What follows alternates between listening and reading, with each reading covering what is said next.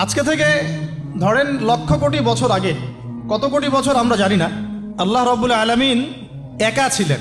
একা তিনি সর্বপ্রথম সৃষ্টি করলেন আরশে আযীম। কি সৃষ্টি করলেন? আরশ আল্লাহ রাব্বুল আলামিনের একটা এমন স্বতন্ত্র সম্মানিত একটা সৃষ্টি, যেটা সবচেয়ে বড় সৃষ্টি, এর চেয়ে বড় কোনো সৃষ্টি নাই। এমনকি কিয়ামতের মাঠে এই আরশের ছায়া আল্লাহ রাব্বুল আলামিন 7 শ্রেণীর মানুষকে ছায়া দিবে। সুবহানাল্লাহ। ওই 7 শ্রেণী সম্পর্কে আমরা অন্য হাদিসে পড়ে নিব, অনেকে হয়তো জানেন। তো আরশ সৃষ্টি করার পরে আরশটা ছিল পানির উপরে। কোথায় ছিল? পানির উপরে। সূরা হুদের মধ্যে আছে। আমি শুধু রেফারেন্সগুলো আপনাদেরকে সূরাগুলো বলে দিব, বাসায় গিয়ে আপনারা পড়বেন। প্রত্যেকটা আয়াত কিন্তু এখানে ধরে ধরে বলার সময় নাই আর কি আমার কাছে। তো আরশটা ছিল পানির উপরে। এরপরে আল্লাহ রাব্বুল আলামিন আসমান এবং জমিন সৃষ্টি করেছেন 6 দিনে। পুরো মহাবিশ্ব আল্লাহ রাব্বুল আলামিন সৃষ্টি করেছেন কত দিনে? 6 দিনে। ফি সিত্তাতি আইয়াম, 6 দিনে। তো এখন সৃষ্টি করার পরে আল্লাহ রাব্বুল আলামিন কলম সৃষ্টি করেছেন। কি সৃষ্টি করেছেন? কলম। ইলমের সাথে যে কলমের সম্পর্ক, এটা একটু পরে আরো ক্লিয়ার হবে আপনাদের কাছে। আল্লাহ পাক কলম সৃষ্টি করে বলেছেন উক্তুব, কলম তুমি লিখো। কলম তো আমাদের সংজ্ঞা মতো জড় পদার্থ, তাই না? হ্যাঁ। তো আল্লাহ পাক বলছেন কলমকে তুমি লিখো। তো কলম কথা বলছে, মাযা আকতুব, আমি কি লিখব? আল্লাহ পাক বলছেন লিখো, কিয়ামত পর্যন্ত যা যা হবে সব লিখে ফেলো। এরপর আল্লাহ রাব্বুল আলামিন লাউহে মাহফুজের মধ্যে একদম from the very beginning till the last day of judgement প্রত্যেকটা কথা লাউহে মাহফুজে লেখা আছে। এমনকি আপনার কার সাথে বিয়ে হবে সেটাও,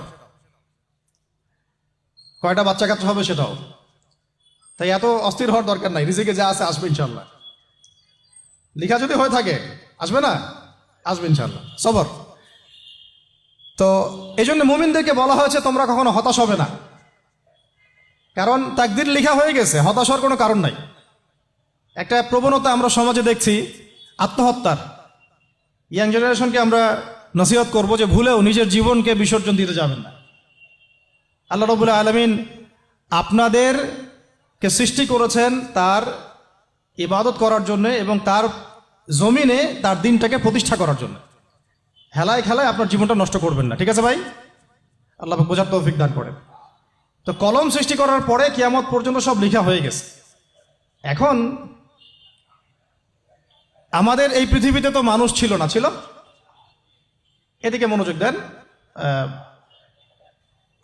এই পৃথিবীতে কি আগে মানুষ ছিল? এই পৃথিবীতে আগে কি ছিল তাহলে বলেন? হ্যাঁ, মাশাআল্লাহ। এই পৃথিবীতে আগে কি ছিল? এখন ওরা নাই? সবার সাথেই কিন্তু একটা করে আছে।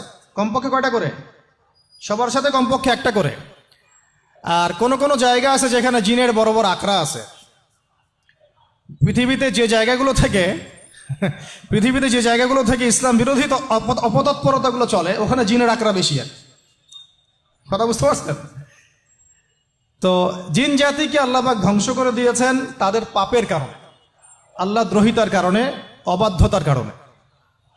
এখন আল্লাহ রাব্বুল আলামিন ইরাদা করলেন পৃথিবীতে আমাদেরকে সৃষ্টি করবেন, মানে মানুষকে সৃষ্টি করবেন।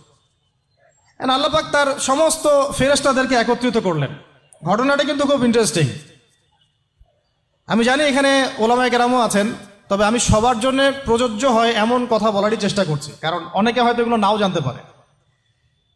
তো আল্লাহ পাকের ভাষায় আমি যদি বলি, আল্লাহ রাব্বুল আলামিন বলছেন বা'দা আউযু বিল্লাহি মিনাশ শাইতানির রাজীম ওয়া ইয ক্বালা রাব্বুকা লিল মালায়েকা ইন্নী জাঈলুন ফিল আরদি খলিফা। হে নবী মুহাম্মদ সাল্লাল্লাহু আলাইহি ওয়াসাল্লাম, তুমি স্মরণ করো সেই সময়ের কথা যখন আল্লাহ তোমার রব সমস্ত ফেরেশতাদেরকে ডেকে বলেছিলেন যে ইন্নী জাঈলুন ফিল আরদি খলিফা, আমি জমিনে মানে পৃথিবীতে আমার খলিফা পাঠাতে চাই। কি পাঠাতে চাই? আরো জোরে বলেন। আল্লাহ পাক বলেননি পৃথিবীতে মানুষ পাঠাতে চাই, পৃথিবীতে নতুন কোনো মাখলুক পাঠাতে চাই। আমাদেরকে আল্লাহ পাক সম্মানের শব্দে সম্মানিত করেছেন, বিশেষায়িত করেছেন। আমাদেরকে বলেছেন আমরা আল্লাহর খলিফা, আমরা আল্লাহর খলিফা। এখন আমরা আল্লাহর খলিফা, কিন্তু পৃথিবীতে মানুষ খিলাফা শব্দ সহ্য করতে পারে। হ্যাঁ, কি অদ্ভুত না? এটা কোরআনের কি শেষের দিকে আছে না প্রথম দিকে আছে? সূরা বাকারার একদম শুরুর দিকে 3টা 4টা 5টা পৃষ্ঠা উল্টালে দেখবেন এই একটা আছে। তো কোরআন তাহলে শুরু থেকে কখনো খুলেও দেখেনি সে ব্যক্তি। প্রমাণ হলো এটা, সে খুলেও দেখে নাই, অথবা দেখলেও সে এড়িয়ে গেছে। আল্লাহ পাক আমাদেরকে বললেন যে পৃথিবীতে আমি আমার খলিফা পাঠাতে চাই। তাহলে আদম আলাইহিস সালামকে আল্লাহ পাক মোহাব্বতের শব্দে, সম্মানের শব্দে বিশেষায়িত করলেন কি বলে?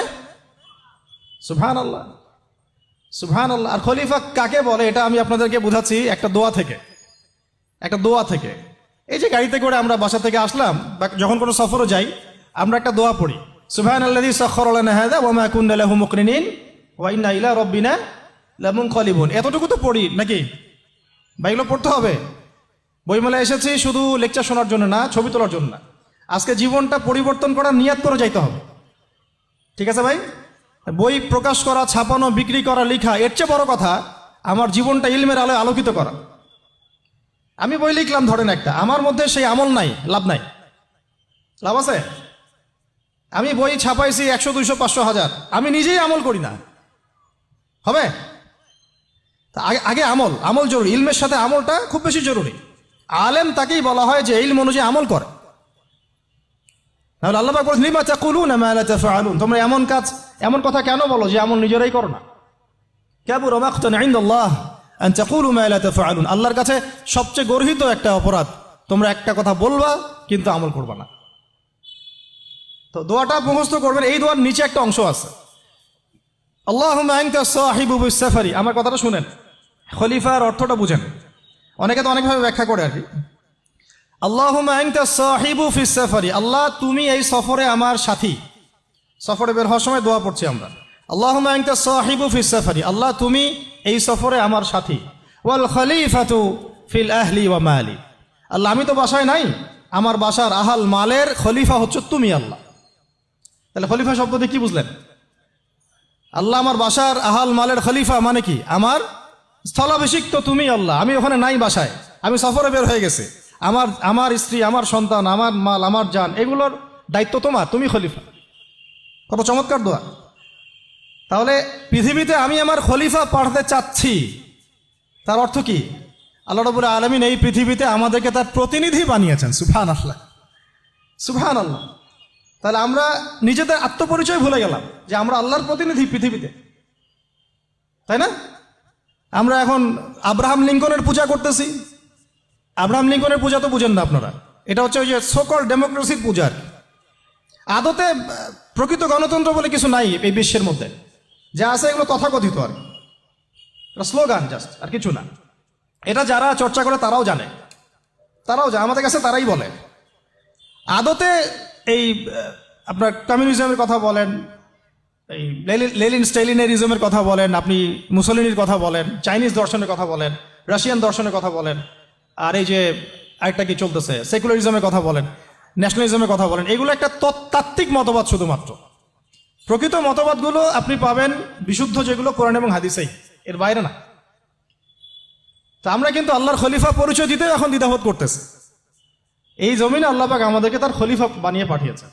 এখন খলিফা হলাম কিভাবে, কিসের গুণে খলিফা হলাম? প্রশ্ন না এটা?